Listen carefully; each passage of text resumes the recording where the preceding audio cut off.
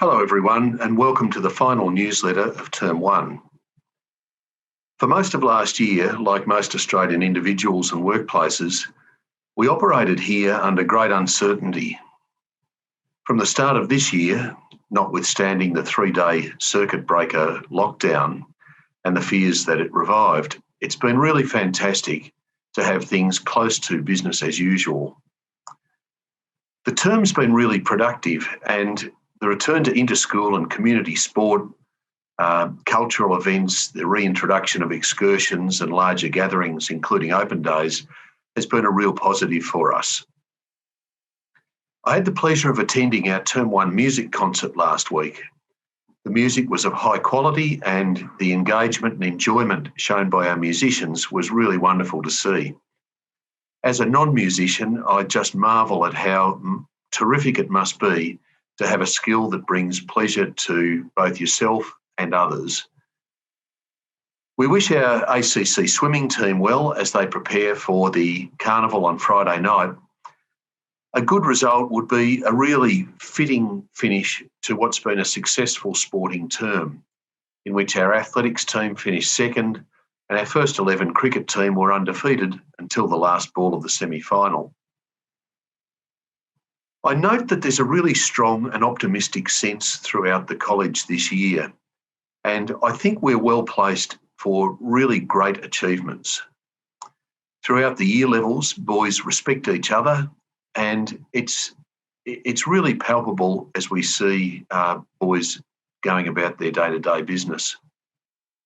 The Year 7 boys completed their camps this week, and all reports suggest they were really positive. Our VCAL students have returned from a week at Corryong where they assisted in bushfire recovery. And I also want to acknowledge the leadership of our Year 12s this term. They appear highly motivated and most of them are working diligently and setting really high standards and a great example to the younger students.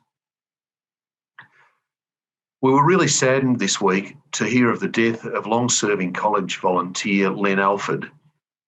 For over 20 years, summer and winter, Lenny assisted our football and cricket teams in a variety of roles. And even in recent weeks, while very ill, he was still here operating the scoreboard at cricket matches. A remarkably generous and humble man who gave the college so much and really asked for nothing in return. Lenny will be sadly missed. The end of this term will see some staff changes. We recently welcomed Zara Zakil, Shannon Holmes and Virginia Schubert into roles in administration. And at the end of term, we farewell and thank Doug Burt for his service to the college teaching maths and wish him well in retirement. We also wish well Cassie Gleeson and Susan Dickinson as they commence parental leave, along with Jane Emmerich, Gemma Gray and Vin Brown, who are also taking periods of leave from the start of Term 2. We're now deep into the season of Lent, with Easter imminent. In his Lenten letter of 2021, Pope Francis writes the following: "May we be increasingly concerned with speaking words of comfort, strength, consolation and encouragement, and not words that demean, sadden, anger or show scorn.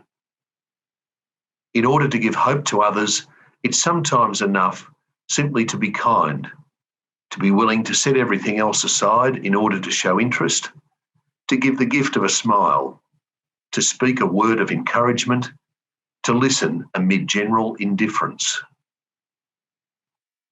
Easter is a time of reflection and an opportunity for us to recognise the presence of the risen Christ in the world.